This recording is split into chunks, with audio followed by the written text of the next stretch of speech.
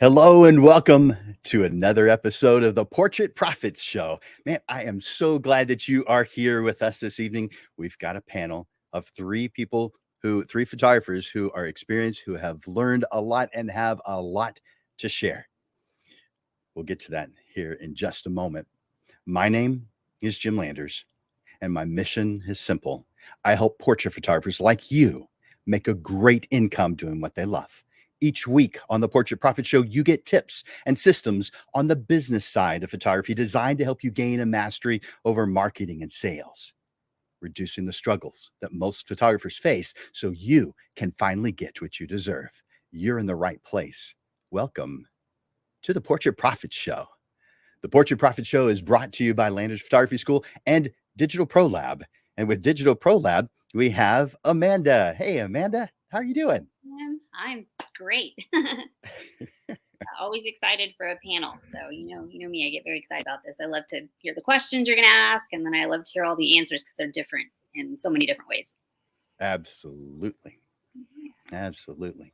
Well, let's bring on our panelists to say hi, and then I'll have them on one at a time to be able to tell us a little bit more about who they are and what they do. So let's bring all of our panelists on right now just to say hi. How you guys doing? Hi. Hi, Amanda. Hey, Amanda.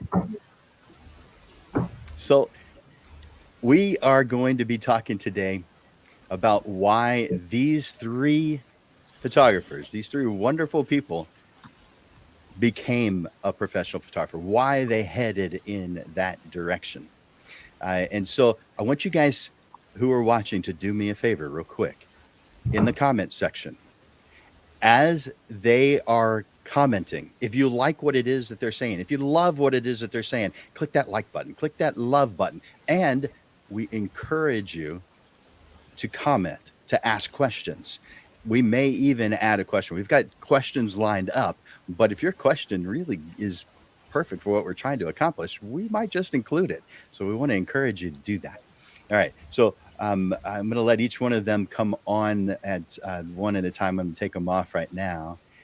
And so, Amanda, you excited about this topic? I really am. I know why I became a professional photographer, and to be perfectly honest, it wasn't the best reason. So I would love to see what a sustaining photographer's reasoning was. Okay. Right? Cool. Well, let's head into it. Thanks, Amanda. All right, you guys. Before I go any further, though, I want to make sure that you're aware, and it's coming across the screen right now. I want you to leave, in order to leave a comment, I want you to be able to, I want to know who you are. And if you don't do what you see coming across the screen right now, we won't actually know who it is that's making the comments. That doesn't mean we don't want you to do it. In fact, if you want to remain anonymous, well, then don't do what it says on the bottom of the screen right now. But we use a program, a platform called StreamYard that causes us to be able to to simulcast this to multiple places. So we're on 5 different Facebook pages, we're on 2 different YouTube channels, and we're on 1 LinkedIn page, all at the same time, all right now. In order for that to happen and for us to know what's going on, that's why StreamYard has given you this opportunity to give permission to StreamYard for us to be able to see you. Now, I think it only works for the for Facebook. I think the others, when you send if you're watching on YouTube, it just says YouTube user. But that's okay. At least on Facebook ones, we'll know. But go to StreamYard.com/Facebook, and that will grant StreamYard permission to use your name. Now, I want each one of you right now to enter in hashtag live.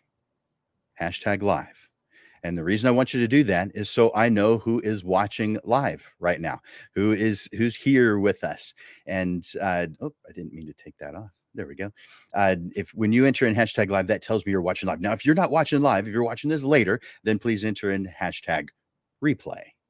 And do one step further. Click on that share button. Don't keep this a secret. Let other people know about it. This is meant for everyone to be elevated, to lift, to become better today than you were yesterday. And if you keep that to yourself, that's not really beneficial, not even to you.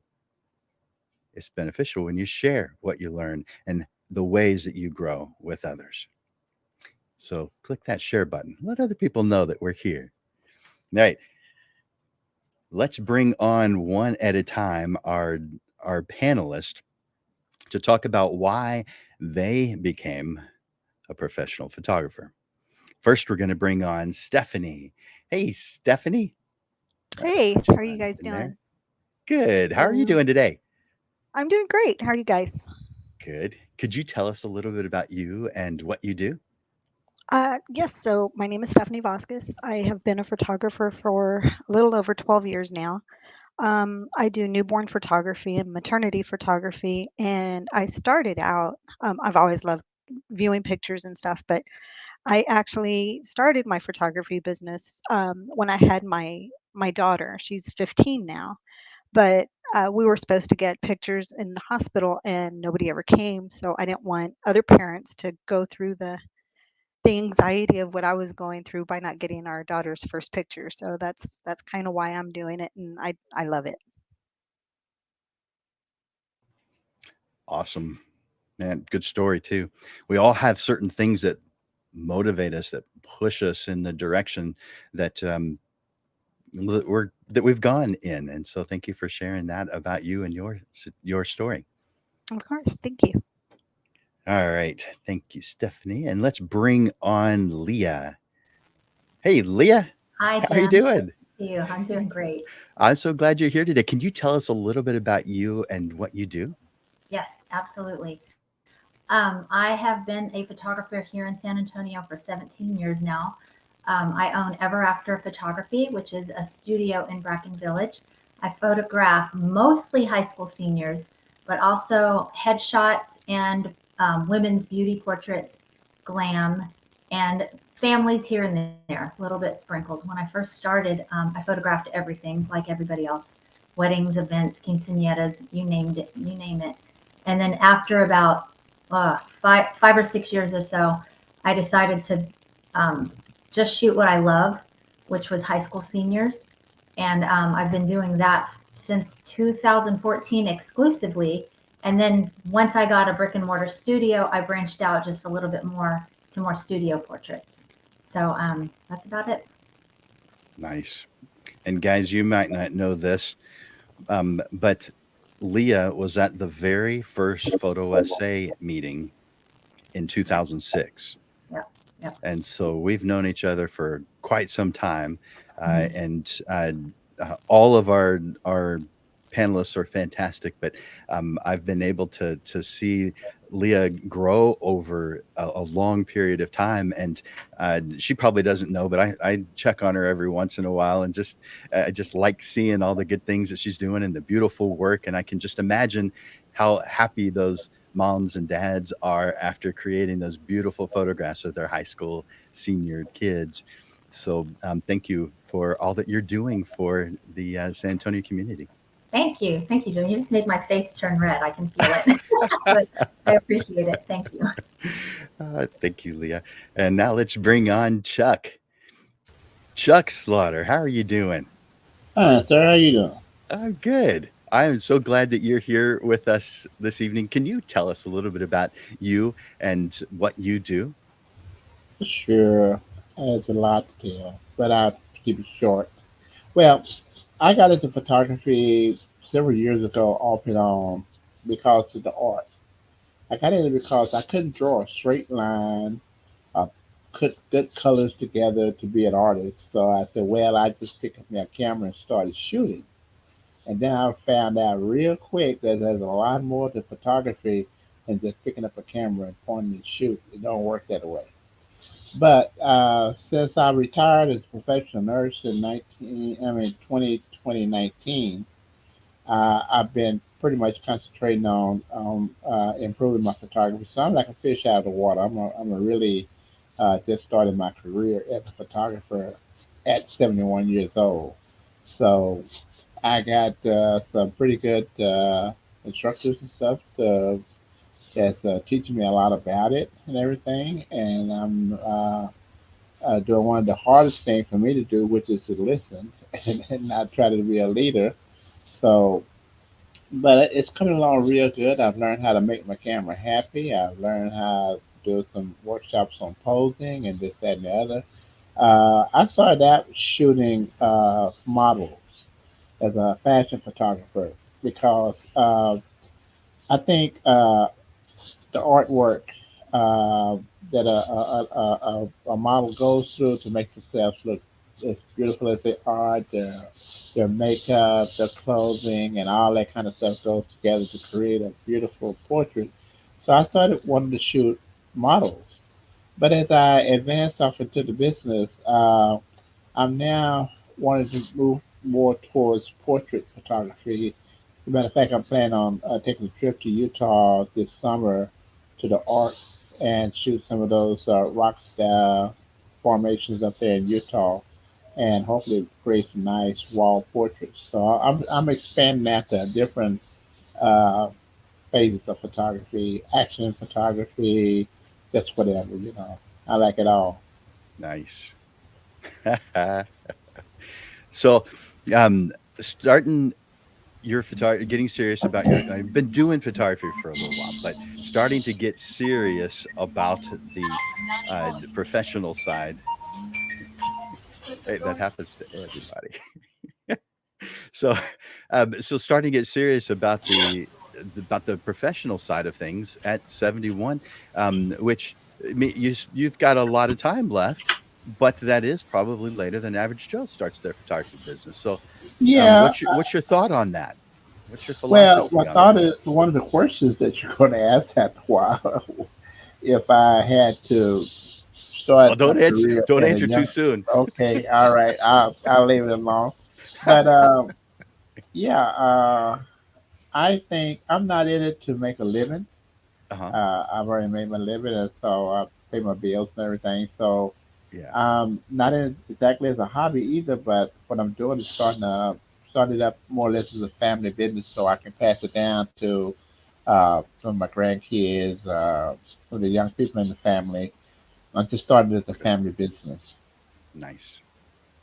Well, Chuck, since I have you here, can I ask the first question of you? Sure. It is the topic of the day.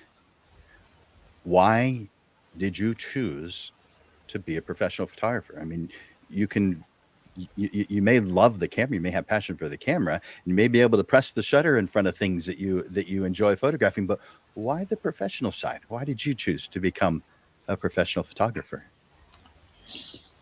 Well, one thing I learned in nursing school, was I became a nurse because I wanted to make money. Okay. So I guess the short answer to that would be I would like to make some money shooting photos.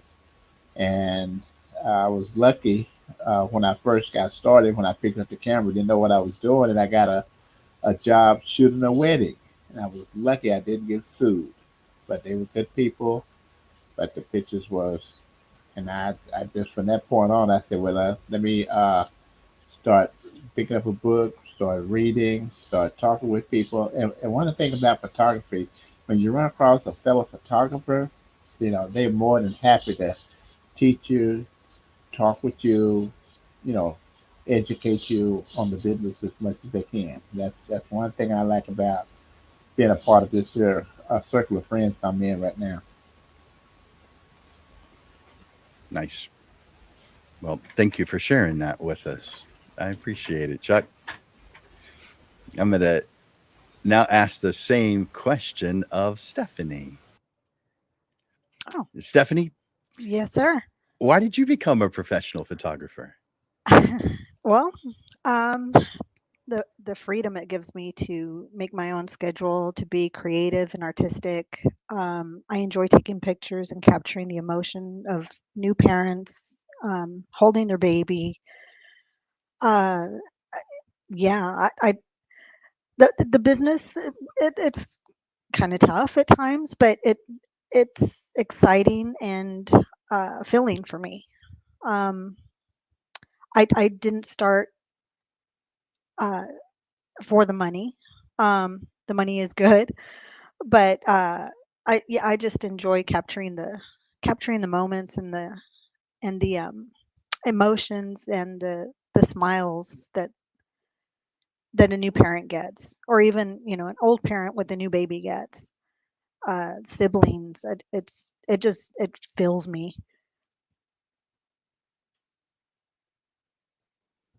Totally get that. That makes a lot of sense. Yep. Awesome. Thank you for sharing that with us, Stephanie. Thank you. All right. So let's ask that same question now of Leah. So, Leah, tell us, why did you become a professional photographer? I credit the day that I became a photographer with the day I went to a photographer with my newborn baby. She was kind of new, so she was looking for models, and I went to her as a model with my 5-day old baby. And as I was there, I was like, God, this is the coolest job I have ever seen. Sign me up right then. And I was a nurse at the time, and I just had my 4th baby. I couldn't figure out how I was going to afford daycare, and when would I find time to work, and how would I watch the kids. And it just exploded in my head that this was the greatest thing I could possibly imagine. And at that time, this was 2004. I didn't know anybody.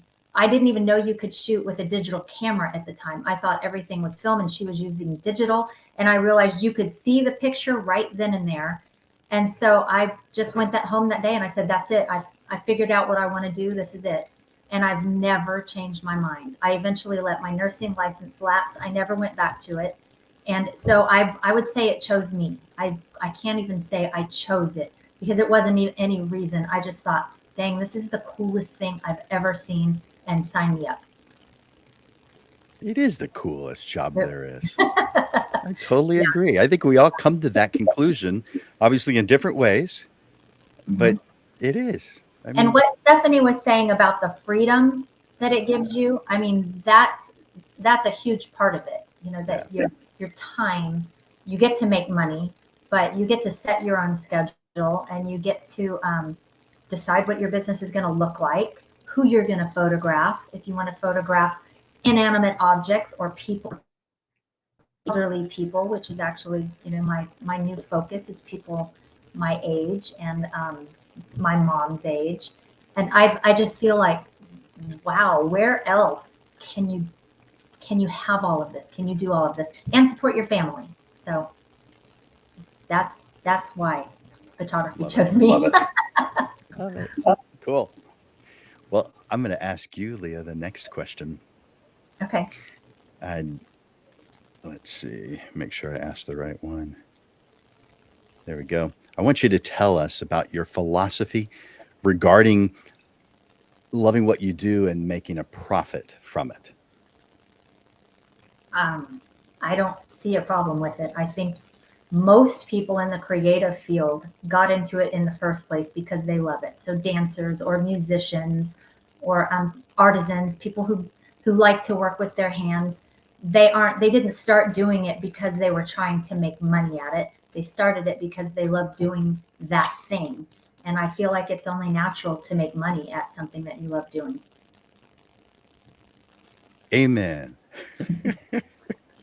I mean, why not do what you love? It doesn't even make sense to not do what you love.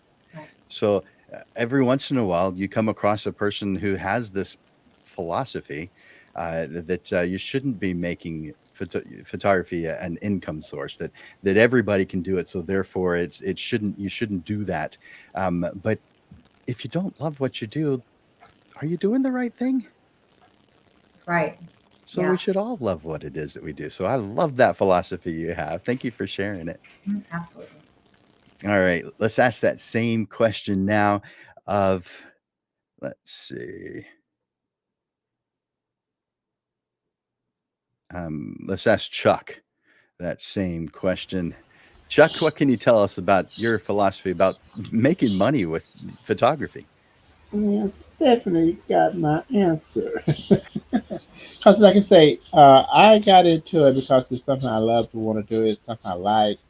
I mean, if you're going to get into something to make money, you need to be doing something that you really enjoy doing. It makes it that much easier. If you're doing something that is really not, if you just going to work, you just got to go there, and you don't really want to go, you're not enjoying it, and you make the money, but you're not enjoying yourself. But photography, you enjoy yourself, you do what you want to do, and you're making money. Like I say, the money, the most of those people that got into photography didn't get into it because of the money. They got into it because of a hobby or something. They wanted to learn how to pick up a point and shoot camera and started with it. I started my grandkids off on it already, point and shoots. But you got to just uh, be able to do something that you enjoy doing at all times, and it makes it that much easier to make the money. There you go. Makes sense to me. Thank you, Chuck. I appreciate it. Let's ask that same question now of Stephanie. Stephanie, what's your philosophy regarding loving what you do and making a profit from it? That's actually my philosophy. Do it because you love it. If you put in the effort, you get a sense of accomplishment and satisfaction that when you're doing what you love, it no longer feels like a job. You're doing it because you love it. So I agree with Chuck and Leah with their answers. I'm just kind of adding my own 2 cents to theirs. Makes total sense. Good. I'm glad we all agree on that. Of course, we'd be preaching to the choir since we all are professional photographers. So it makes sense that we'd all agree. Yes. Stephanie, so I'm going to ask the next question of you. I want you to tell us about your self doubt or the doubt of your loved ones as you started Mhm. telling them that you were starting a photography business. Um, well, I've always been my own worst critic, so I kind of doubted myself. If I was ever going to be good enough, smart enough, do I know what I'm doing? Am I artistic enough? But I got out of my head. Um, when I told my family about it, they were kind of on the negative side as well, saying, "Oh, you're never going to make money. Photography doesn't pay." Blah blah blah. I'm sure everybody has heard the same thing over and over again. Um, but I also got some great feedback from family, which helped me to be better, believe in myself. I could do this, believe that I could be great at it with practice, obviously. Practice makes perfect, but you're never really perfect. So you always practice because there's always something new to learn, something to do. Self doubt is gone. So I'm enjoying what I'm doing now, and it was in the beginning it was a little tough, um, but now it's an adventure. Nice. I like that. I think a lot of us have similar stories. Some of us, maybe don't have. I had supportive loved ones, and they didn't tell me that. Well, that's not like they didn't share the negative sides from their point of view, but they were supportive. But the majority of the people that I speak with, including my students, they didn't experience that. And whenever there's been many times where I've spoken with a parent who their child is considering taking classes with me, and the parent is like, "Come on, tell me the truth. Do photographers actually make any money?" I've been trying to talk him out of it, talk her out of it. And this it's a pipe dream. It's fine to have it as a side thing, but it doesn't make any money. And so can you just tell him or her that? And of course, I don't believe in that philosophy. That doesn't make any Yeah. sense to me. Yeah. So you've experienced some similar things, huh? Oh yeah, yeah. Then you gotta X out the naysayers and just believe it. Mm, yeah, makes sense. Well, thank you for that, Stephanie. I'm going to ask the same question now of Leah. So, Leah, can you tell us about any self doubt or doubts of those who were in your environment when you started this grand idea of becoming a professional photographer? I can't really say that I had any big doubters, and I didn't have a ton of self doubt at the time. I think because photography was so new. I mean, there were portrait studios, of course, but the idea of just going to a park and photographing someone, and at the time I was shoot and burn, giving them the digital images, and we didn't have social media. So the comparison game wasn't really there at the time. So I was just like, hey, I'm doing this cool thing. And I didn't feel insecure about it at the time. My mom was really the only one who was just like, don't let your nursing license lapse, which I did eventually. But other than that, I only heard positive things, but I wasn't trying to, I wasn't comparing, I wasn't seeing other photographers. I mean, on the other hand, I also was thinking really small. I just thought, if I make $50 this weekend, then yay, I felt great about that. And then, once I started going to conferences and really seeing what I could do, that was when a little bit of self-doubt stepped in, but it wasn't for a very long time. It wasn't at the beginning. It was more halfway through my journey when I started thinking, oh, wow, I've kind of been doing this wrong. So, but at the beginning, I would say no. Cool. It's interesting how different all of our stories are and how similar all of our stories are. And so thank you for sharing yours with us. I'm going to ask that same question now of Chuck. So, Chuck, tell us about any self doubt that you've experienced, or maybe the doubt of those who are in your environment when they became aware that you were going to head down this path of being a professional photographer. Yeah. Well, I really don't have any doubt. Uh, I believe I can do anything. I come from that generation where it says, if you can dream it, you can do it. And I still believe that. So I really didn't have a lot of doubt. I don't get a lot of support from my family. I get more from my friends than I do from my family. And it's from my family is why I'm doing it. And I keep trying to tell them, like, I need your support. But if you don't give it to me, it's not going to stop me. I'm going to go ahead and do what I got to do. So my challenge is learning how to do it the right way. So I don't have any doubt. I just have a challenge to learn. Nice. Yep. That's one of the cool things about doing a panel is finding out different points of view, different things that people have uh, um, experiences that people have both positive and negative. The areas in which we have support or don't have support. It's different for everyone. So thank you for sharing that, Chuck. All right, let's see. I'm going to ask you the next question, but before I do that, I'm gonna bring you back on screen here in just a moment. But hang on just a moment. I want to encourage you guys to comment when they say something that you like, something that you can relate to, something you resonate with. Click that like button. Click that love button. If you appreciate that they're taking time out to share their stories with you, click that like button, click that love button. And in the comments, share what you're thinking, what your answers would be if you happened to be one of our panelists. By the way, sometimes that's how I pick panelists is by how you comment. I think you have an interesting point of view, and so I will invite you on the show. And so I'm encouraging you take advantage of this cool technology that we have and just comment, ask questions. Even if something spurs a question that you have, please ask that, but put that in the comment section. If you're watching live, do me a favor, enter in hashtag live, just comment hashtag live. If you're watching replay, it's hashtag replay.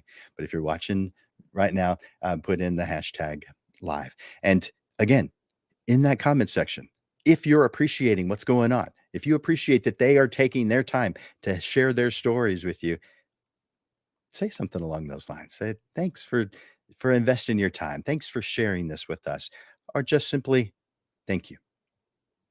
Let us know. in the comments. All right, let's bring Chuck on and ask him the next question. Chuck, what task, step, or activity do you enjoy most that's, kind of on a regular, a day-to-day basis as a professional photographer? Okay. This is an interesting question. I don't do anything on a day-to-day basis. I do what I have to do that needs to be done that day. But if I had to say anything about what I do on a day, I just have to get up and say, thanking God for waking me up this morning. That's what I try to do on a day-to-day basis. Uh, but as far as photography goes, I enjoy getting up, making sure that uh, any business I got to take care of that day is on my calendar. That I do it and make sure I try to stay caught up with everything that I got going on because I do have a lot of stuff on my plate. So I'm just kind of all over the place. So it's not a normal day for me ever. I'm just here, there, and everywhere. So, what is the thing you enjoy doing the most as a professional? What's the Photographer? yeah, as a photographer, what do you enjoy most? Something that is a regular thing that you do as a photographer, a normal thing that you do, but you really like it. Hmm. Think about that one. You like Hmm. spending time with people? Do you like talking to them on the phone or in person? Do you like helping them look great? I, I guess right now, where I am with my photography, I guess right now learning is Yeah, the most important thing, and one thing I get up and try to do every day is learn. Because I learning and don't talk growing. to learning, growing, and talking to people. It's true. I enjoy talking to people are like-minded people that's in the business like yourself and a couple other people that it's in their circle of friends, the photo essay. But that's basically me. I make sure I get up every day, look at my calendar, make sure all of my stuff is kind of organized. Organization is a big issue for me. Trying to organize, getting these folders right Yep, on the Google Docs and all that kind of stuff. This is where I am right now, trying to learn the technology part of it. nice. Thank you for sharing that with us, Chuck. All right, let's ask that same question now of Stephanie. Stephanie, Yes, sir. what what things that you do as a photographer, just normal things every day. I don't mean necessarily every day, but just regular, not a one-time thing. But what is one thing that you just really like doing as a photographer? I try to learn something new every day, whether it's different angles with my camera, editing process, just something new that I'm not doing already, or trying to perfect something that I'm doing already, but making it a little better. I try to do that every day. And I agree with Chuck. I do pray every morning, to God and thanking Him for waking me up every day, thanking Him for my family, um, and just putting this in my path, because everybody has a purpose and a reason to do what they do. So I've had this dream since I was 8 years old. So it, it's it's something, um, it, it, it's it's something that I enjoy doing, learning something new every single day. Love that. Learning and growing. And you said since you were 8 years old. Yes. So um, when my parents asked me what I wanted for Christmas that year, I told them a camera.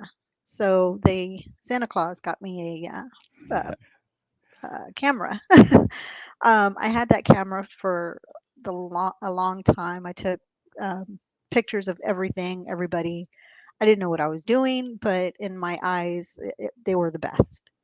Um, I don't know whatever happened to those pictures, but yeah, once I picked up that camera, it was in.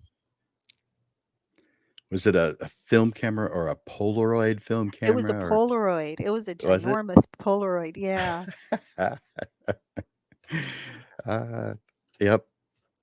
And it was interesting for a little while. Polaroid went out of business, and it was another group of investors really that brought it back. But there was a period of time where people didn't know what that really was or what it did. And now, of course, there's some others that do those instant print type things. Yeah. But I definitely did that a handful of times, and when I went to medium format in the 90s, I used a Polaroid back on my camera so that I could see the photographs before I actually made them on film. So Oh, nice. kind of like seeing your photograph on the back of a digital camera. Yeah. See, you were doing it way before it was even invented. Well, no, certainly not true. But what are you saying? You're saying something about age here? What? No, not at all. I love it. Thank you, Stephanie. Thank you, Jim. Let's ask that same question now of Leah. So, Leah, of the normal things that a photographer does, something that everyone here would recognize, what task or step or activity do you enjoy the most? For me, it's just being at my shoot, doing the actual photo shoot. And I just started thinking that every day when I leave to go on a shoot, my husband says, have fun, as if I'm going, to a party or, out with the kids. And that's because that is truly what I'm doing. It's just so fun to me to be out. It's kind of a social situation for me. We're chatting, we're having fun, we're looking for cool locations, or even if I'm here in the studio, we're hanging out and being creative, and it's just joyful. So that for me is the highlight. If I have a shoot that week or that day, love it. I like hearing that. It is exciting to get out and do. I mean, we all love photography, but it isn't necessarily the same part of photography that we love. It's kind of like if someone were to share with you some photographs that they saw on, I don't know, Instagram or Pinterest, and say, I really like these. We can look at them and we can find the things that we like about them, but they aren't necessarily the reason why that person says they like them.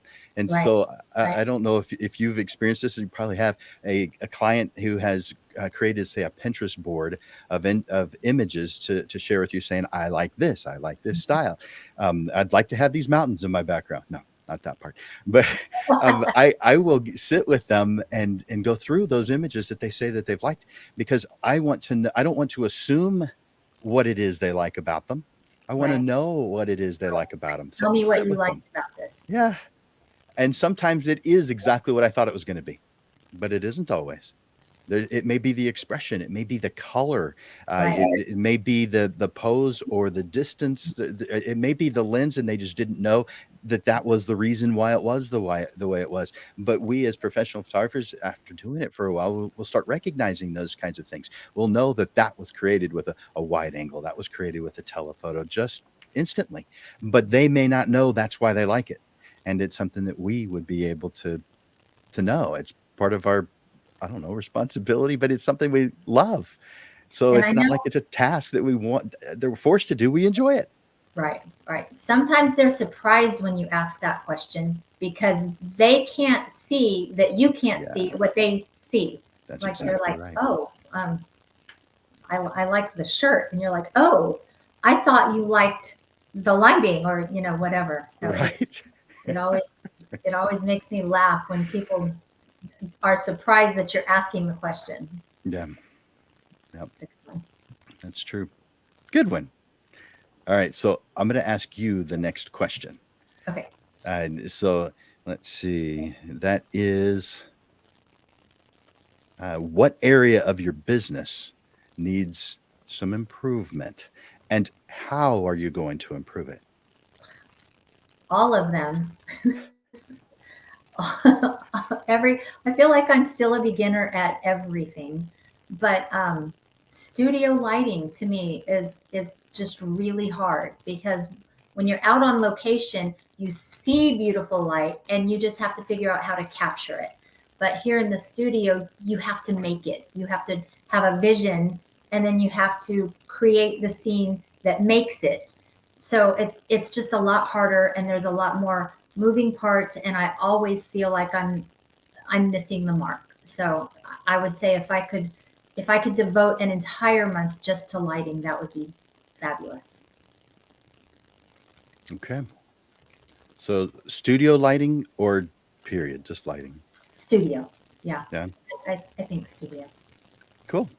Thank you for sharing that with us, Leah. All right, let's ask that same question now of Chuck. So, Chuck, can you tell us what area of your business do you feel needs some improvement, and what are you going to do about it? Okay. This time I try to get her name right, Leah. Last time I got it wrong. Anyway, uh, everything, just like Leah, everything.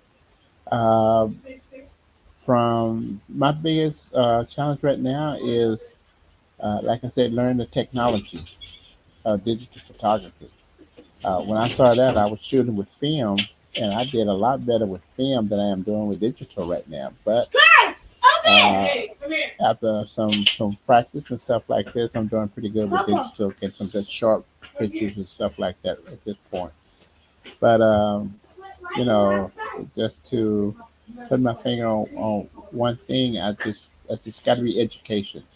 The more you educate yourself, the more you learn, the more money you're gonna make.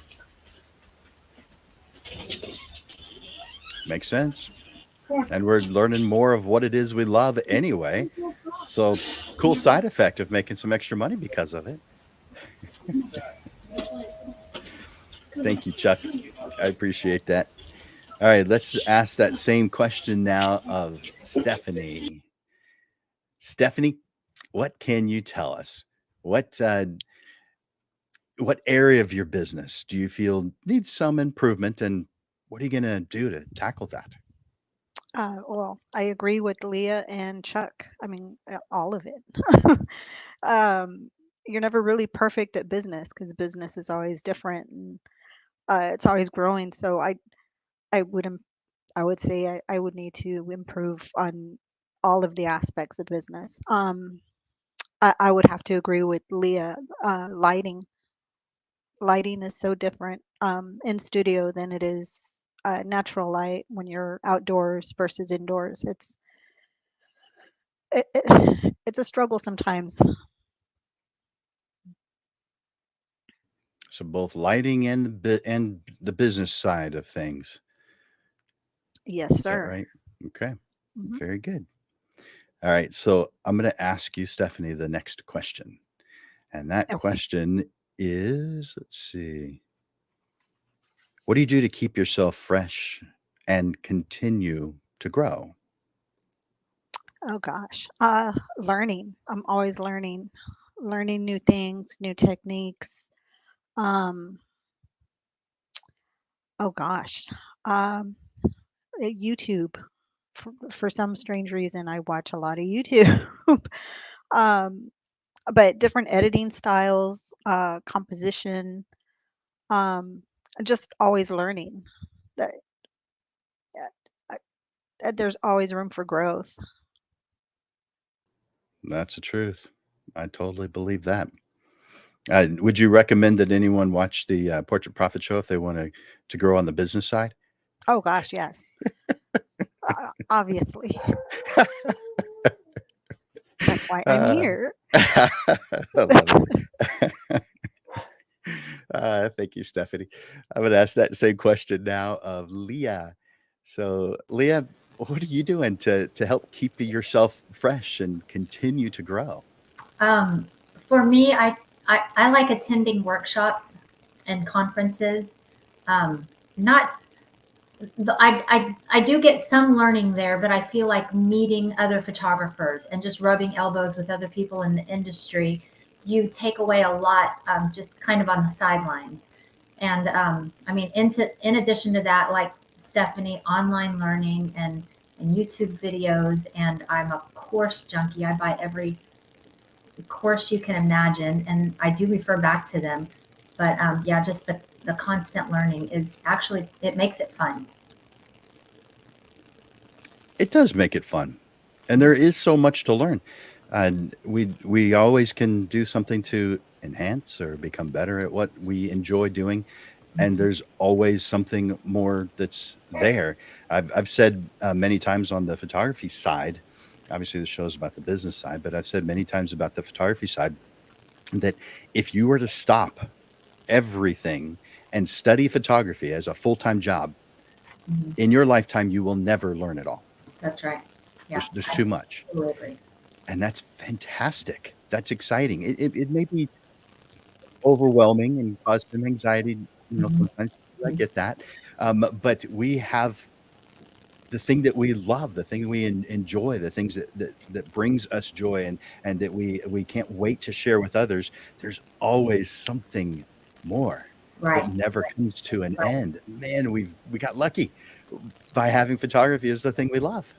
Yeah, and you can even learn it again. You'll, go through the same thing you've done before, and you're like, oh, I didn't see it that way before. And then, it takes you on a completely different direction. So That's so true. there's so much to it. Yeah. Thank you for sharing that, Leah. I appreciate it. Now let's ask that same question now of Chuck. So, Chuck, what are you doing to keep yourself fresh and continuing to grow? What tools are you using? What paths are you taking? Well, I think for me, going at my own rate, at my own pace, keeps the pressure off, keeps the stress away, and it allows me to stay relaxed. And then I do a lot of continuing education, you know, like say going on YouTube, checking out Lightroom techniques, checking out lighting techniques and stuff like that. Anything I think that I need to be focused on at a certain point, I found some literature on it and educate myself. Uh, so that's basically what I try to do is not overpower myself, not overwork myself. Stay, you know, stay at a regular rate of pace and keep the pressure off. That way I'm ready to go every day. I'm ready to go. Nice. Yeah, that makes sense. Yeah, we enjoy this. We love it, and so there's a point where we could be just pushing too hard. I don't know that most of us. I don't know if most of us reach that or not, but that point of overwhelm where we need to take a break. I think all of us know exactly when that is, and Yeah, might be a good indicator to, at least go get up, use the restroom, get some more water, go for a walk, get your mind off yeah. of it for just a little while. Watch a YouTube video, go spend some time with a friend. Yeah, very good, Chuck. I like that. All right, so the next question is for you, Chuck. Let's see. I want to know, as you've been growing, as you've been learning, uh, and where is that question? There we go. What have you learned about yourself as a business owner? That I don't know everything.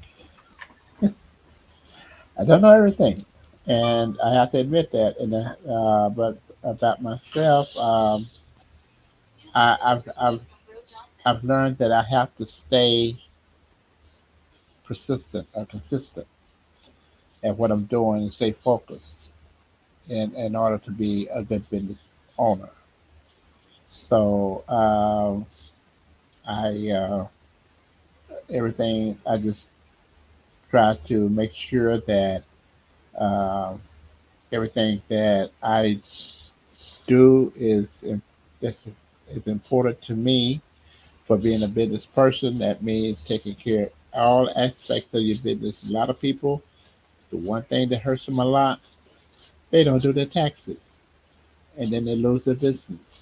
So across the board, from the selling of the prints to the paying of taxes, uh, it's going to make you a good businessman.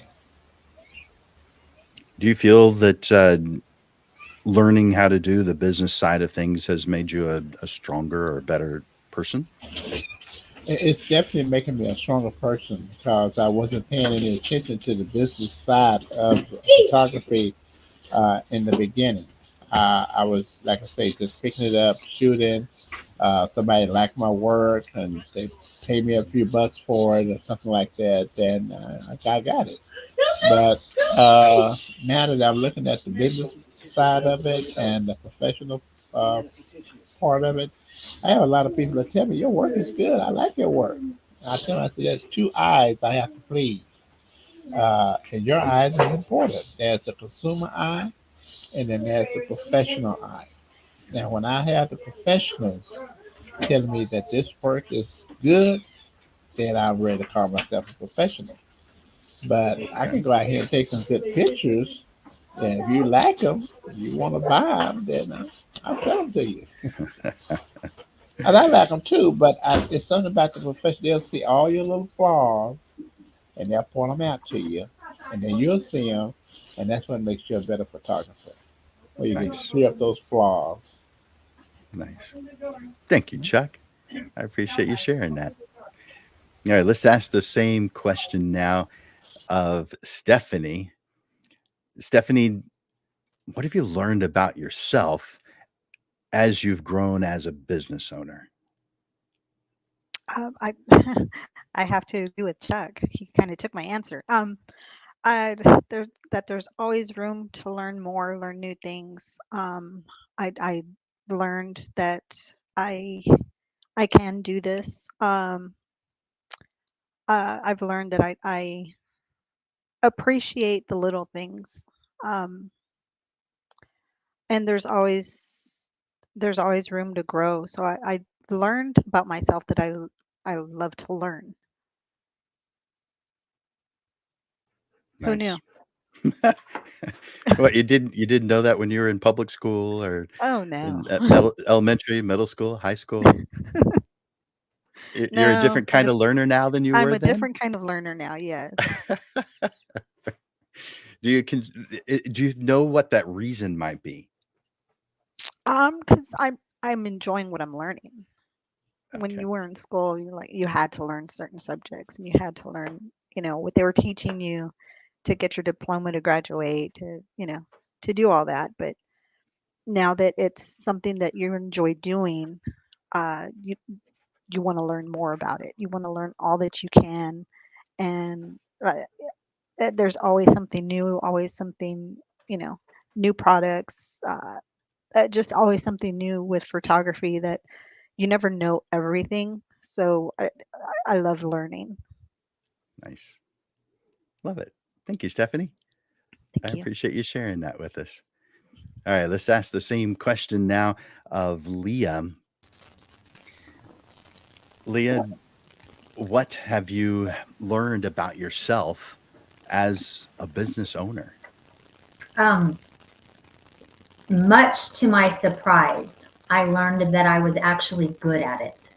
Um, I was not a, I was always on the creative side, even in high school, dance team, choir, that kind of thing. And math was, well, not my strong suit to say the least. And I equated business with math. And so when it came time to start my business and pay taxes and take money in and put the money everywhere it needs to go, and then still have money later to pay for all of the things that the people were expecting me to order for, I was overwhelmed at first. And then I just tackled it a little bit at a time.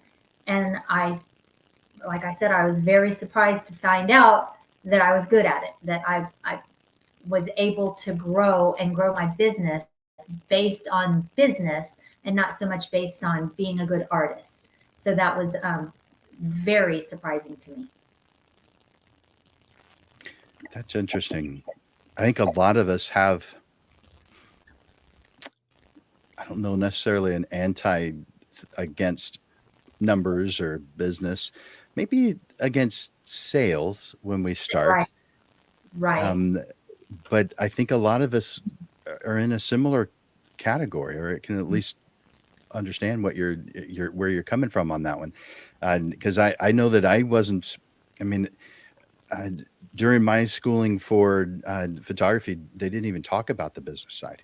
It never came Right. up, Right. and for a university to not prepare you for the business side of photography, uh, I Right. guess they just don't know it. But man, what are they thinking? If they're not preparing you for what happens next, then what is it that they're preparing you for? Right. And so, and I tell this story every once in a while, but I graduated with 33 photographers. 33 of us wanted to be professional photographers. Mhm. And within 5 years, I was the last one left, as far as I knew. Now, I didn't keep up with everybody, but I figure of those who I did keep up with and those who they kept up with, we actually, had a pretty good idea of what everybody was doing. But within 5 years, no one was doing it, well, except for me. And I think that's because, the academic world, as intelligent as it Mhm. is idealistic rather than realistic. And so they don't actually know how to prepare you for the real world. It's not that they're bad. They're great people. They're wonderful people. They're fantastic people. But if they don't teach, I mean, the business side is huge. In Right. fact, you can be very average Joe photographer, but Right. if you've got the business side down, you are going to do so well. I was talking to someone recently who um, told me they were thinking about going to college for photography. And I said, what I would do if I were in your shoes is go to school for marketing or business, and then you can learn photography. But if you, it as a photographer, I think marketing and sales and bookkeeping is more of my business than actually shooting or learning anything about lighting or posing. So I feel like that other side, which to me is the math side, the boring side, is actually more important than the creative side. And you came to like it, Mhm. the business side. Me too. Yep. And that was a surprise to me Mhm. because, well, first, it's not that we aren't intelligent enough to know that the business side's important. We know that. And we think that we're okay in that area because the photography side's at first, we think that's the most important thing. And while it is incredibly important, no one would argue that, the business side plays a massive role in whether you're going to be doing this 5 years from now. And Right. so if you truly Right. love it, you'll push through what you think is the hard part, the business side, Mhm. and you will probably come to have the same uh, understanding or appreciation for the business side as you and I, Leah, are, that we've come to actually like it and see its value in what we're trying to accomplish here. Right. And even the day-to-day tasks of it are kind of a reassuring, goal-oriented, it because now you can see where you've come from and what you're doing, and it's not just numbers for, sitting down and doing a page of addition and subtraction, which to me was meaningless in school. Teaching me division or algebra or whatever, there was no meaning behind that. But doing doing my checkbook or my taxes or whatever, it's meaningful. There's an end goal there. So Nice. Thank you for sharing that, Leah. I'm going to be asking you the next question, but I'm going to take you off real quick and then come back and ask it. So, you guys, if you feel like anything that you've been hearing, the answers to these questions, if you feel like it's helping you, tell us in the comments. Say it's helping, or thank you, or great answer, Leah. Fantastic response, Chuck. Man, Stephanie, that was exactly how I feel about it. Let us know. Don't just watch. Let them know that you appreciate them and say thank you. These three wonderful photographers are investing their time because they love what they do and they love sharing it with you. And so we want to make sure that we're saying, man, thank you guys for doing this. Hit that like button, hit that love button. By the way, you can hit the like and love button multiple times. I think maybe not on a computer, but if you're on a cell phone, you can hit it as many times as you want. So I encourage that. So do that. And again, if you're watching live, enter in hashtag live. Now I'm going to bring Leah back on to ask this question. Leah, what's a piece of advice or a quote that you've heard that's made an impact on you? My high school choir director, who was one of the most influential people in my life, um, said to us all the time, never settle for mediocrity. And that's in the back of my head as I'm working, as I'm, trying to figure something out. But on the other hand, there's another quote that goes something like, done is good enough.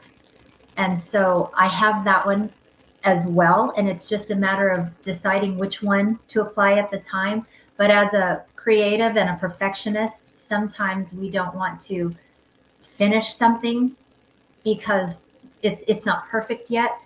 But on the other hand, never settle for mediocrity. So I just have to decide, okay, it's done. This is good enough. Send it, or keep working on it. So I kind of have to. Yeah, that is so true.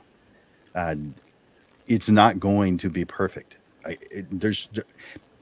Have you ever, and I think I know the answer to this question, have you ever created an image, you're done with it, and maybe you'll look back at it some point later, a month later, 6 months later, and you say, man, I wish I would have, or I could have, or there's something about it that you feel like you could enhance it.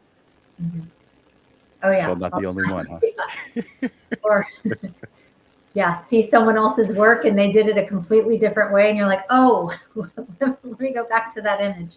Yeah, That happens to me all the time. that's funny. I love it. Thank you for that, Leah. I'm going to ask that same question now of Chuck. So, uh, let's see, Chuck, what's one piece of advice or maybe a quote that has made an impact on you? So this is one of my favorite questions I was about to answer a few minutes ago. But ever since I was in high school, we only won one game a year in football, and I think we paid somebody to let us win our homecoming. But the famous quote I had come from Vince Lombardi. He said, a winner never quits, and a quitter never wins." And I've lived my life by that ever since high school, and I still believe in it today. If you're gonna be successful at anything, you can't quit. You got to keep pushing, thriving until you get to that point of success. And that's what I'm doing now in life. Most people my age are sitting back, going fishing, playing bingo and stuff like that. I play bingo too. I won $500 the other night. But anyway, just never give up on your dreams. Love So it. yeah, Vince Lombardi, Green Love Bay it. Packers, A winner never quits and a quitter never winner wins. never wins. Yeah. Yeah, cool. It's interesting how you and Leah both have memories of something that happened in high school that still affects you today. That's how we're nurses. Love that. Cool. Well, thank you for that, Chuck. I'm going to ask that same question now of Stephanie. So, Stephanie, can you give us a piece of advice or a quote that you know or live by that's made an impact on you? Yeah, there's actually two. I don't know who said it, but obviously, do it because you love it. And another quote that it's actually on my computer. And all your dreams can come true if you have the courage to pursue them. Walt Disney. You just you gotta have dreams, and uh, it- you gotta have the courage to do it. Because if you don't, and you doubt yourself, then it's never gonna happen. So do it because you love it, and if- do it. Just do it. Don't think about it. Just do it. Nice. So that was all your dreams can come true if you have the courage to pursue them. What was the To word? pursue them. Okay, cool. I like that. Thank you for sharing that. And it's true. I mean, if it were easy, everybody'd be doing it. There's another quote everybody's heard. There you go. And so we don't actually, there's times when we feel, and tell me how you feel about this. There's times when we feel like, man, I wish this was easier. But All I the time. wonder if there's a better way of looking at that, saying that, man, I wish I was better. And that I pursued different things that caused me to become better, and not that it's easier. Yeah, just better. Perfect. Thank you, Stephanie. So I've got a question for you. Yeah, you have the next question. Oh, okay. What is your least favorite thing that you do in your photography business? Oh gosh. I've got a love-hate relationship with updating my website. I love to do it and I hate to do it because it's time consuming sometimes. I don't do it often, so when I do it all at one time. Um, and I have another love-hate relationship with marketing. I don't know what it is. Sometimes I love to do it, sometimes I just cringe when I have to do it. So I'm fighting that battle. Gotcha. Yep. There's so many variables in photography, and of course, you're mentioning two important, and they're both on the marketing side. But keeping that website fresh, keeping it updated, making sure that it's conveying a message that you want to convey, and that you're getting the response that you are intending for that marketing effort to do. Same thing with any of your marketing efforts. Your goal, of course, is for some specific type of uh, thing to happen at the end of it. You want this effort to have some kind of positive impact on you and your business, and it sometimes doesn't have that. And Exactly. so a lot of us will dread those things that lack any type of certainty at all, because we don't know what's going to happen with our marketing efforts. And now over time, maybe we get better at it, but still, there's that feeling. It still exists, no matter how good you are at it. There's times when things don't go the way you wanted them to, and of course, we find ways to tweak it and make it better. Yes. Um, what kind of changes do you feel that you've made over time with your marketing efforts? Um, Funny you should ask, Jim.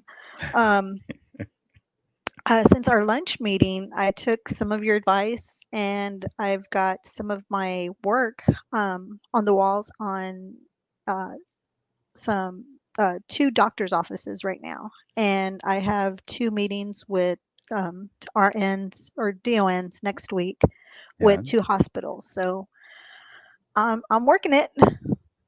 good job. I love hearing that. Your advice works. Cool. Keep saying that. That makes me feel good. I like it. Jim for president. Oh, no. Too far. Thank you, Stephanie. I appreciate that. All Thank right, you. let's ask that same question now of Leah. Let's bring Leah on, and can you tell me what's your least favorite thing to do in your business? Social media by far. It especially as a high school senior portrait photographer, trying to keep up with them. I keep getting older and they don't. They stay 17 and 18 perpetually. And TikToks, Reels, posting to Instagram, posting to Facebook, posting to my Facebook women's group. It's overwhelming. I hate it. And I feel like it's not fair, and I want to stomp my feet because none of this existed when I started. When I started photography in 2004. So I do it because I have to, but it's really a struggle and not enjoyable for me. I understand. Yeah, that makes sense. Hmm. Um, there's, it's kind of fun also, but you're right. There are changes. There's things that I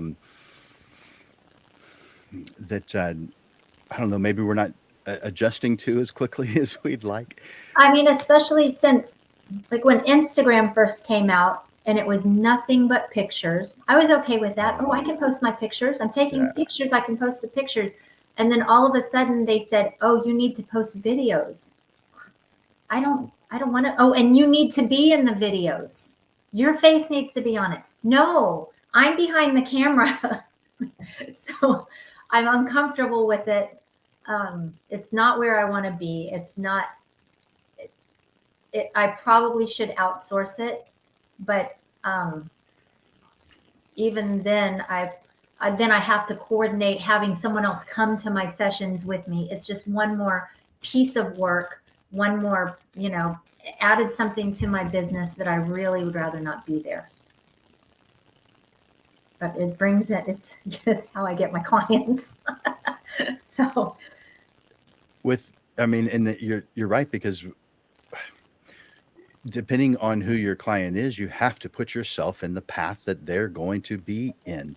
And you've just mentioned the path that they're going to be found in, or that they're going to find you in. And there's a lot of photographers that chase their clients. And I can tell you that's the wrong way to go about it. The way to go about it is to put yourself in the path so that they can discover you. I mean, how many times have you received an email or a phone call from a salesperson? How many times have you been excited to talk to that person? It doesn't happen. right. Now, what if it was the reverse and we were seeking that out? We wanted that product. Totally changes. We want to talk to the salesperson now. Right. And so put yourself, like Leah's talking about, put yourself in the path of your client. Do not waste your time, because you're going to get frustrated if you chase them. So just a thought. Thank you, Leah. I Absolutely. appreciate that. All right, let's ask that same question now of Chuck. So, Chuck, can you tell us about your least favorite thing to do in your business? Paperwork, Paperwork. paperwork. Keeping it straight, keeping it in order, organizing uh, is a task for me that I don't like to do, but I have to do it.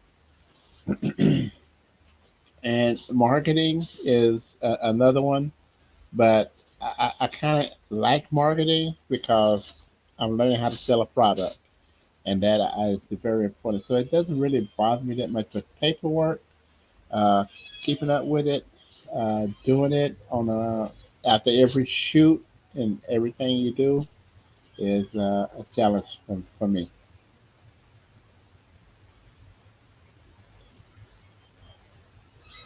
Yeah, makes sense. Do you use anything that helps you with that? Like software programs that can help with that, or do you do most of your record keeping on paper? Well, no, I'm not using any software like what do they call it? Hot book? No, what is it? The book? Oh, HoneyBook, No, not HoneyBook. It's another one. But no, I don't use any. It's a 17 bookkeeping. Hats, or It's a bookkeeping system. oh, QuickBooks QuickBook, yeah, QuickBook. No, or I don't use it. FreshBooks, or Yeah, I'm more of a old fashioned pencil and paper man. Put it down and write it down.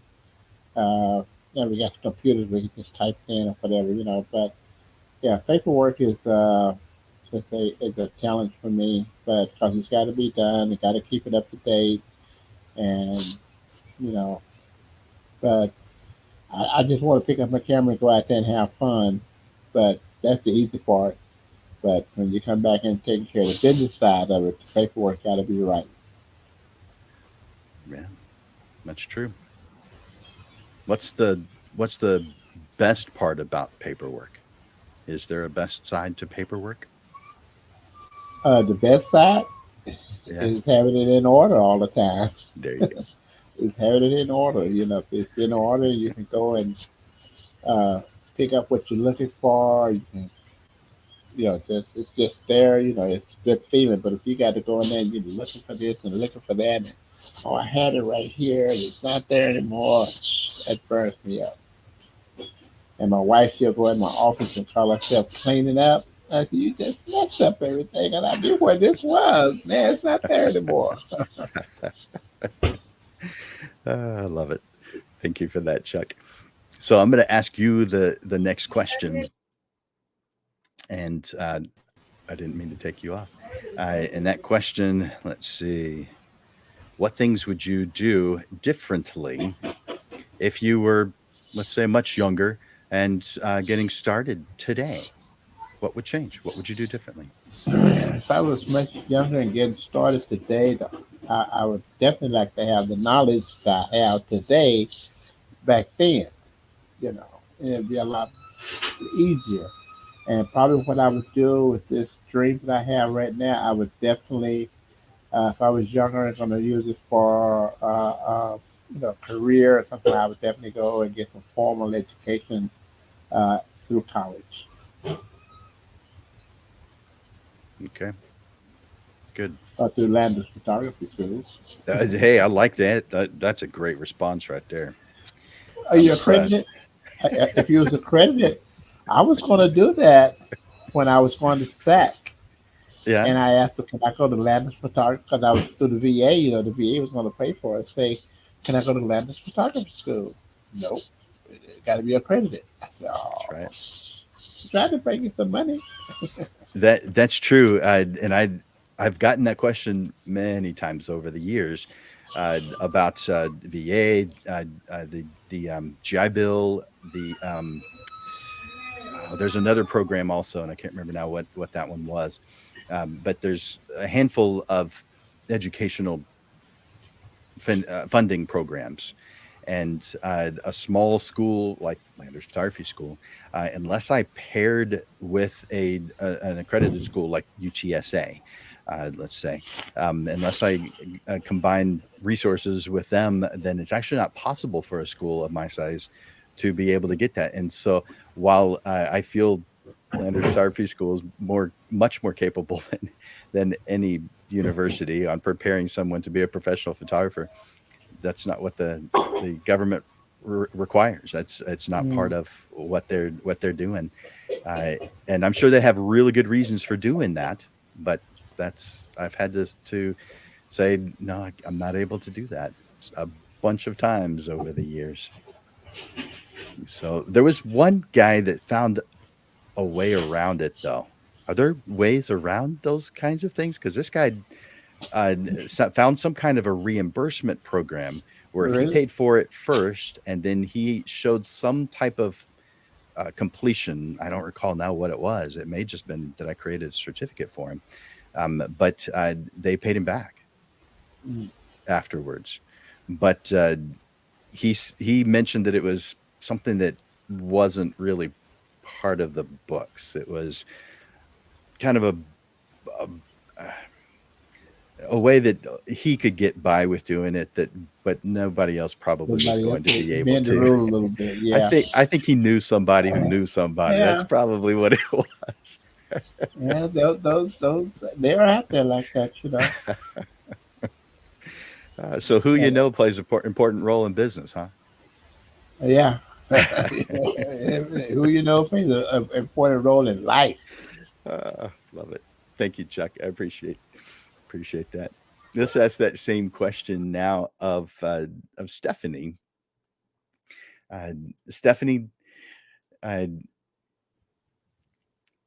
what what things would you do differently if you were much younger than you are today? And that doesn't that's not an indication of age. It's just, if let's say if this is your first career, if you were 19 and starting, into your professional career, whatever that would be, if photography was it, what would you do differently then compared to now?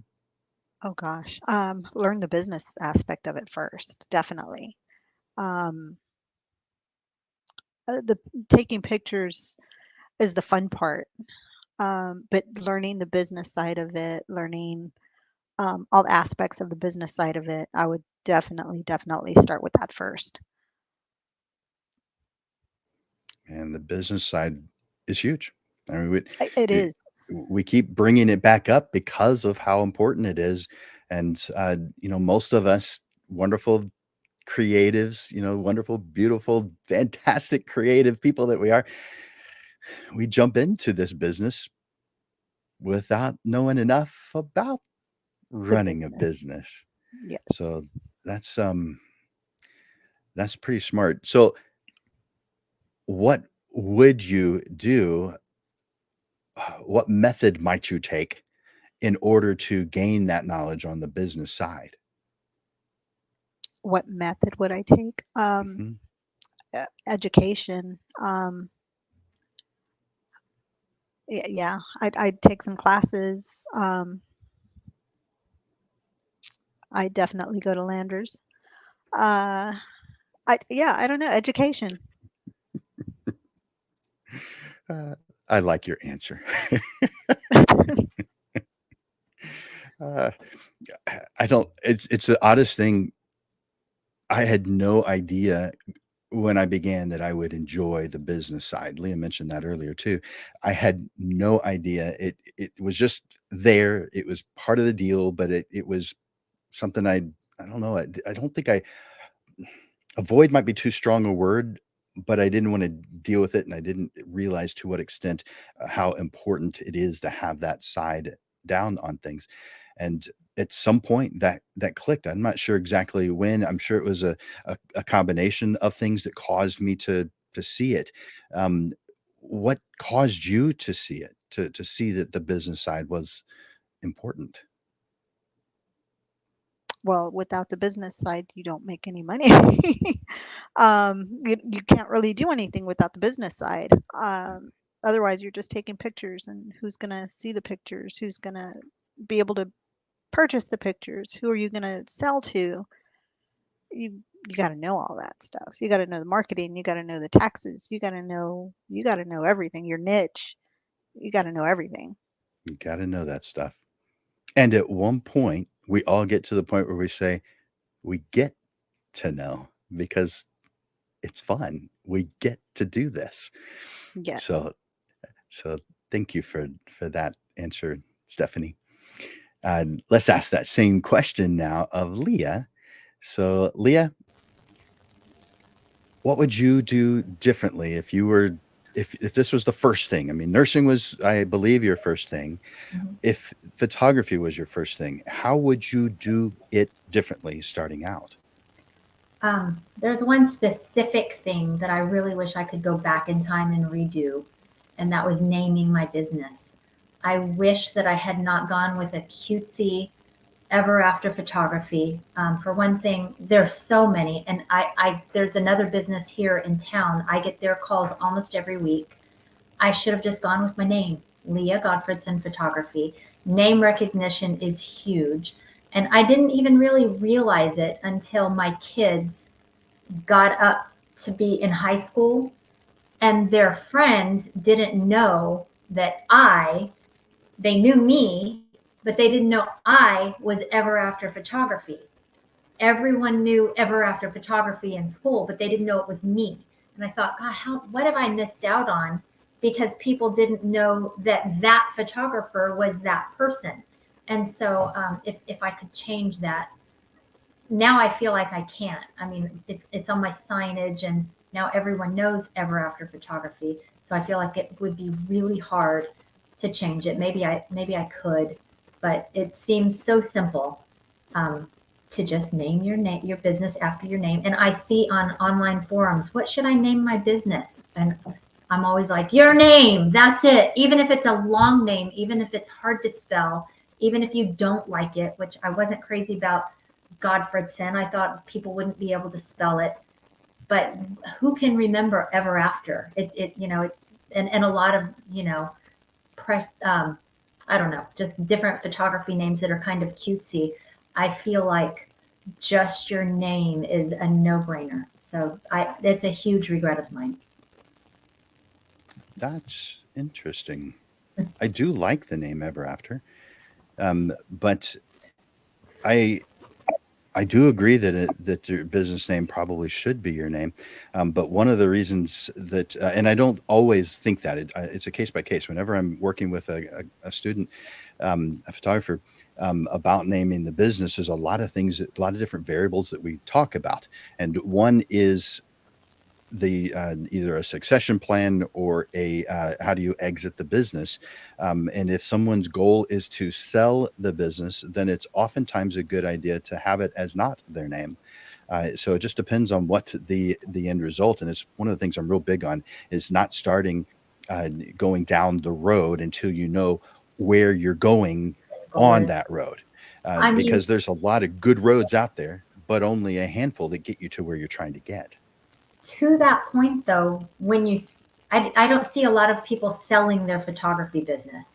They might sell their equipment, but as soon as someone else comes in, then everyone who does know that I'm the photographer is going to go, you're just another photographer under the same name. So I kind of feel like that was a thing way back when we weren't because of social media. Also, and because I have to be on the front of the video sometimes, so people do know that I'm the person more than they used to. So I mean, unless there's another photographer in town with your name, or like if I was another Jim Landers, I certainly wouldn't be Jim Landers Photography at this point. But it's a huge regret of mine personally. Something that if I could go back in time and just choose that one little thing, I would change it. I'm glad you shared that with us. There's probably someone watching right now who's going through that step, that process, in what they're doing to get their business going, because we all go through that at some point, and sometimes more than once, but we all go through that at some point. That's something that we all experience is, what do we name this? And there's a lot of things that we go through where we have similar processes where we're defining what is it that we want here. What are we trying to accomplish? What is our mission statement? What is our value statement? What's our vision? What's our position in the marketplace? What kind of people do I want to work with?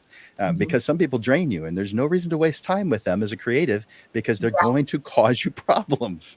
Not because they aren't good people, because they drain your energy, and we have to have a good store of energy to do what it is that we do. So I'm sure you've come across clients who you might not want to work with again. That's part of the reason why I shifted into high school seniors and away from families. I believe it. The dads that didn't want to be there drained me. Like you said, they're annoyed. They're looking at their watch. And there was a time or two when the wife contacted me afterwards to apologize to me because he derailed the session. And I finally said, you know what? When I'm photographing seniors, dads are mostly not there. That's right. So I'm sure everybody has that. It kind of pushes you one way or the other into your photographic journey. Thank you for sharing that. So we've come to the end of the questions, and so I want to give you and the other two panelists an opportunity for some closing thoughts. Did you have anything that just in general that you'd like to share with us before we end the program? Not anything in specific. I do want to say kudos to Stephanie for getting her work on the walls that she had mentioned, I think she said doctor's or dentist's office. I think that's just amazing. Way to go. I think it's wonderful that she got that advice from you. I loved hearing that. So thank you, Stephanie, for sharing that. That was really cool. I agree. Thank you, Leah. All right, let's bring on Chuck next. Chuck, is there some last minute advice or something you'd like to share with us before we end the show? Yeah, I'd have to go back with what Leah was just saying about the naming of the business. I've been struggling with coming up with a nice, snappy name that's going to get people's attention, and I haven't quite gotten one yet. Uh, but naming putting your name out there sounded pretty interesting to me. Chuck Slaughter Photography, might be something going on there. But I did like that comment you made about the name. It's been a very interesting discussion tonight. I've learned from the other two photographers. Um, uh, Kudos out to Stephanie for her success, getting her business exposed to the doctor's office. Doing newborn photography is a good one. I have a little crib right here somewhere. I've been trying to find a little baby to get in and shoot the pitch, but I hadn't did it so far. So I just think that I thank you for having me and our co-worker panelists on tonight and giving us an opportunity to be heard. And I'm very happy. Thank you very much, Jim. I like hearing that. And I'd like hearing that the other panelists have had an influence on you today with the naming of your business, with some marketing efforts. So thank you for sharing what they have brought to you. Oh yeah, that's what it's all about. Each one teach one. Chuck is real good about showing appreciation. Like hopefully I said this at the beginning. He's been the judges chair for the annual San Antonio Photography Tournament since the beginning, and he's always been good about acknowledging the efforts of others around him. And so that's one of the many things I appreciate about Chuck. Thank you, sir. Appreciate it. All right, let's give Stephanie an opportunity to share her thoughts about this discussion. And Stephanie, is there anything you'd like to share with the viewers this evening? Well, first of all, thank you for the opportunity to be on the panel. And I'd have to agree with Leah about naming your business. I struggled and struggled and struggled. I didn't know if I wanted to use my name um, because I'm doing newborn photography. I figured, okay, well, I need something different because who's going to want to hire a photographer with just a name? I struggled. I struggled. I struggled. I'm still struggling. I still want to change my name. um, but yeah, and thank you guys for the kudos. I appreciate it. It means a lot to me.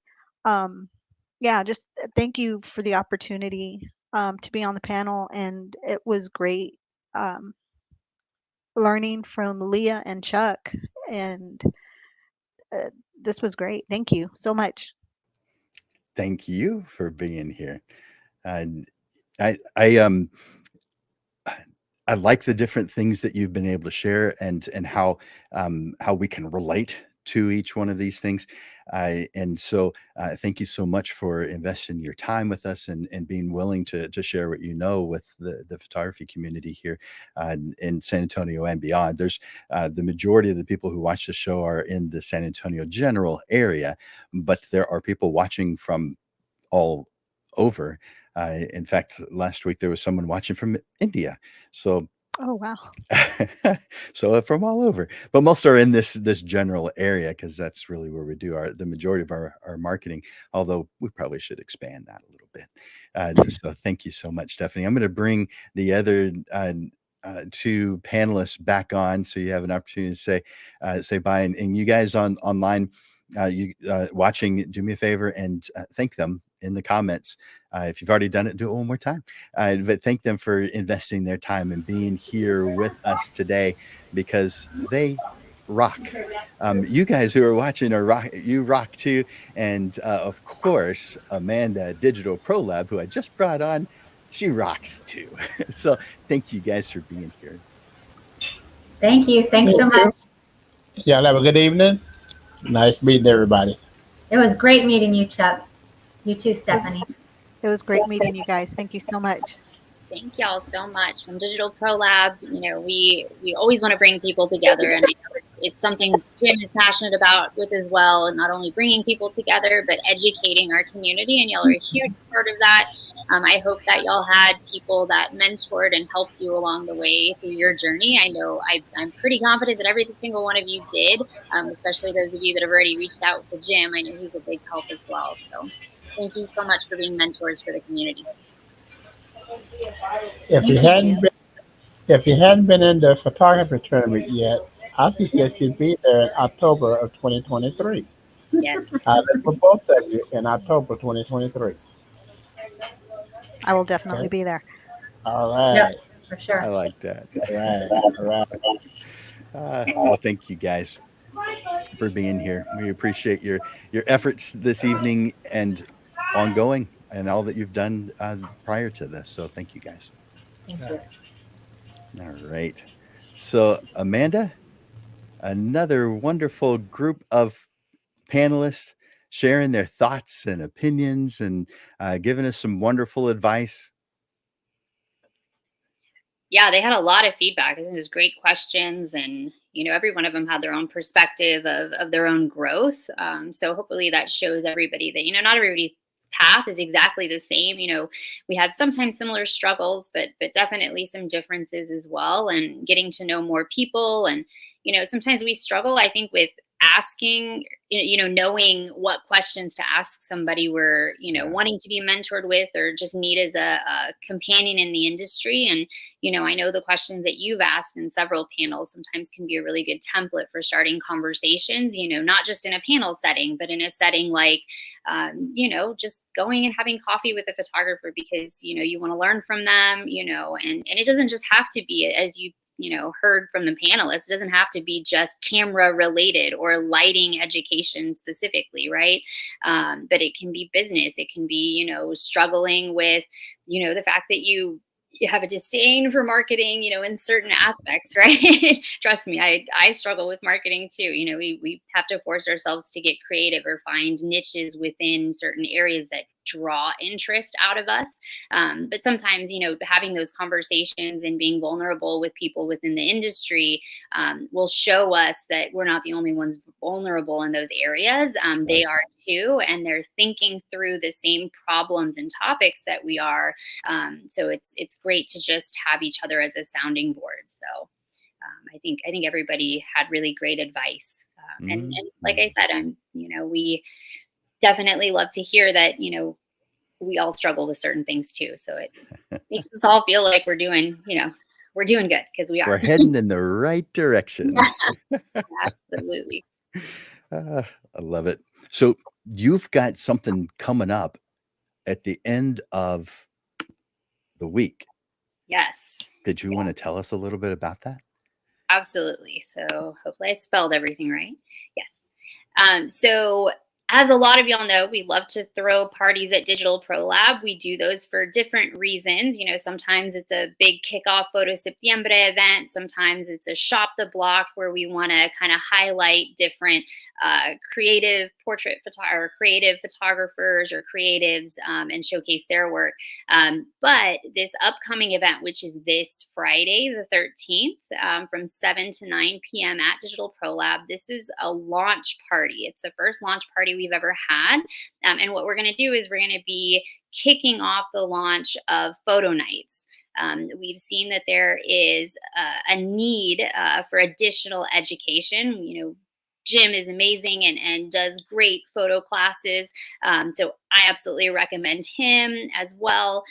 Some of the photo night classes that we're going to be looking to launch are definitely going to be different. There, for example, the first class we've got coming up, which you'll hear about at the launch party, is taught by Dominique Beltran. Hopefully some of y'all have had the opportunity to see her story. We just actually launched a video on Facebook, on Instagram, and on TikTok, telling Dom's story as a creative and how she approaches her printing, for example. So she doesn't just do her prints, and that's not just where she finishes. She actually takes the print to the next level by adding in different media, so different paint, mixing medias within the genre of photography. And her specialization is actually portrait photography. So if you're looking to figure out a completely different way of conceptualizing a portrait, a finished portrait,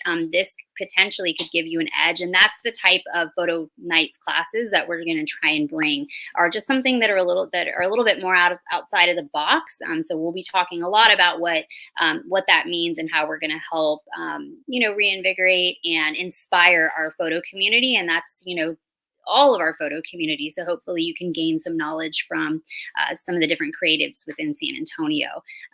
So that the launch party is this Friday, Friday the 13th. Again, it's at Digital Pro Lab. I've got the address in here, 10103 San Pedro.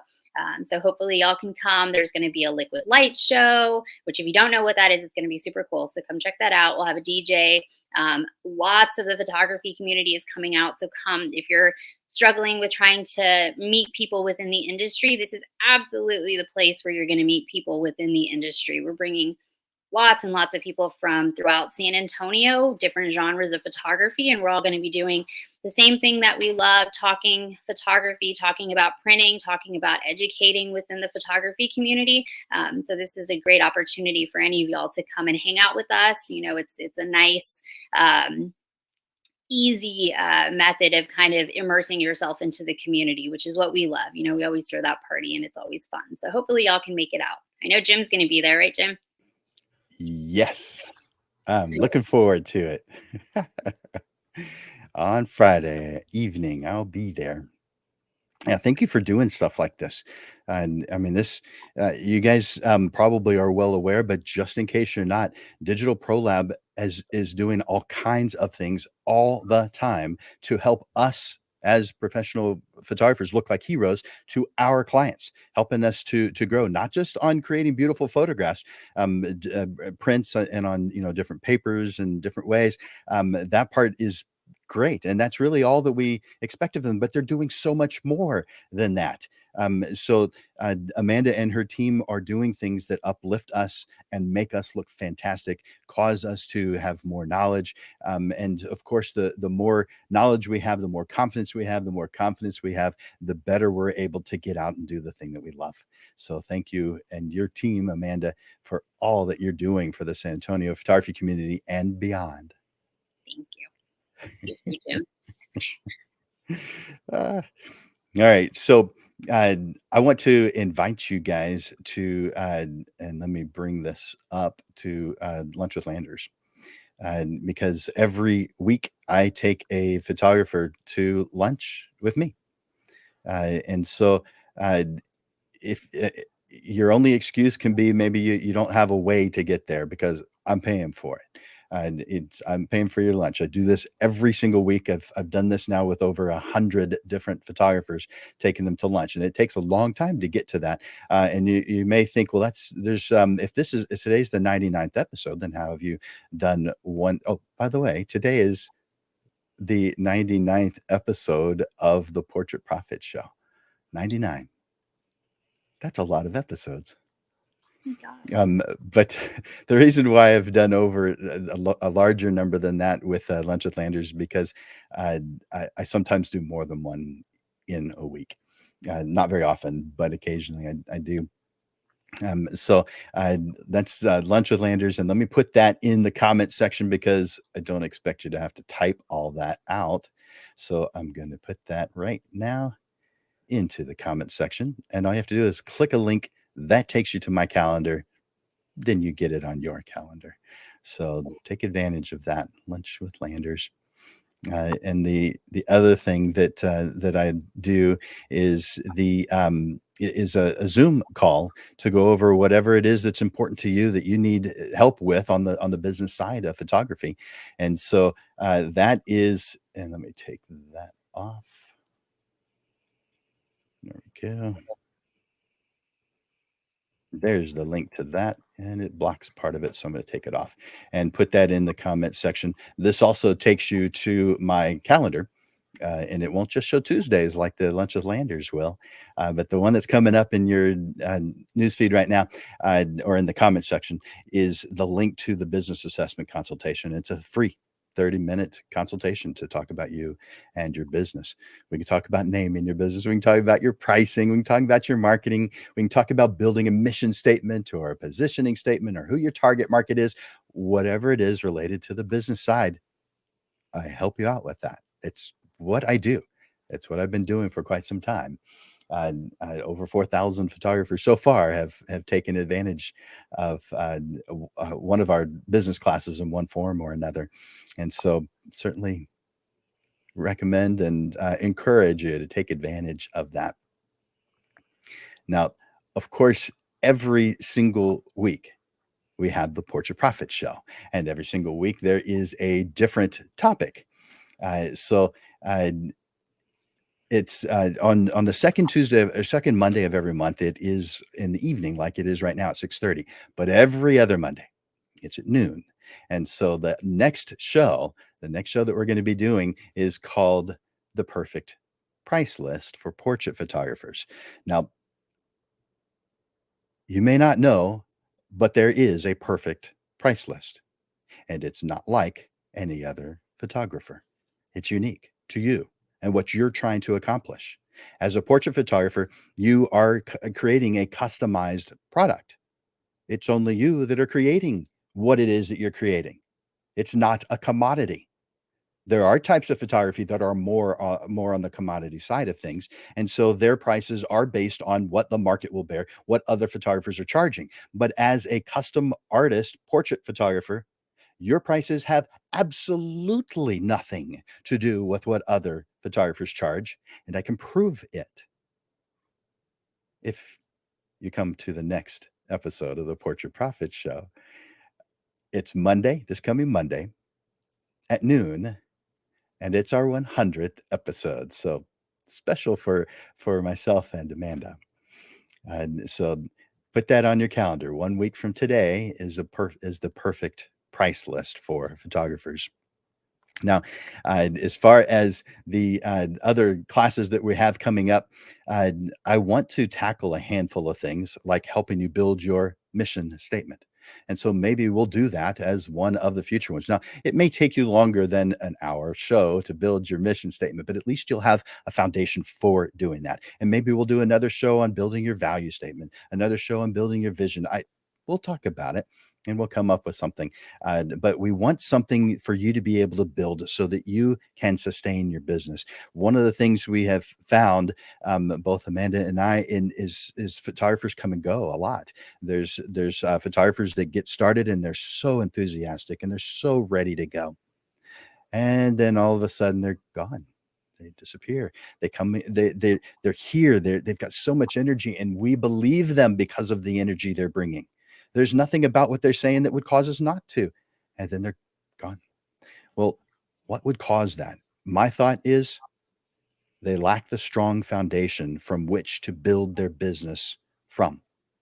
They lack a destination to head towards. It'd be like saying the secret to success is getting out on the road and pounding the pavement. Get out on the road. That'll cause success. Just push.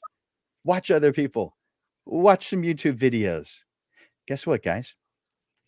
All the roads are good. If you're in San Antonio and you get out on I-10 heading towards El Paso, it's a good road.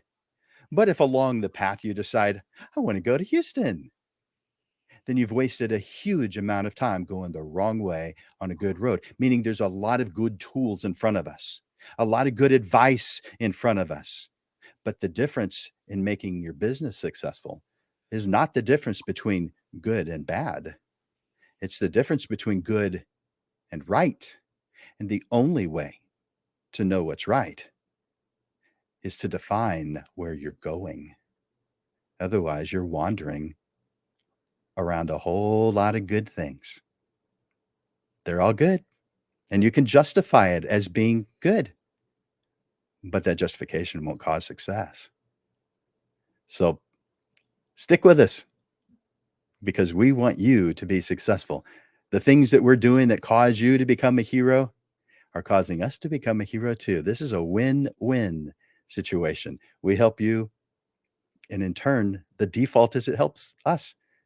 And we love doing what we're doing anyway. We just have a fantastic side effect. How do you feel about all that, Amanda?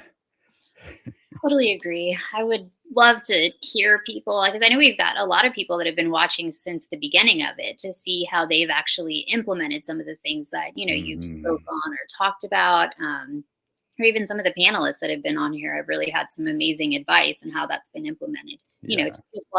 To be a fly on the wall on somebody's for somebody's business to see how they're growing. Love it. All right. Well, I guess I'll bring this to a close. Thank you, Amanda.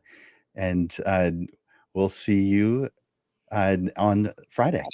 Yes, Friday the 13th is going to be a blast. Friday the 13th. You guys, I'll see you there. Show up at Digital Pro Lab and expect good things. Thanks, Amanda. So, you guys, thank you for being here. I really appreciate it. I mean, clearly I like to talk and I have a passion for photography, and you do too. Together, we're going to reach our goals. Thank you for being here.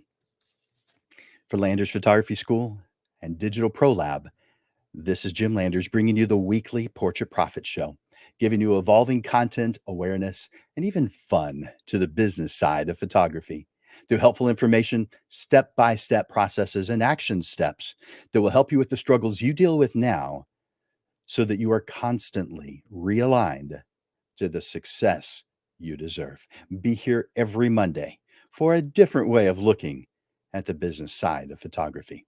Thank you for investing your time here at the Portrait Profit Show. Bye for now.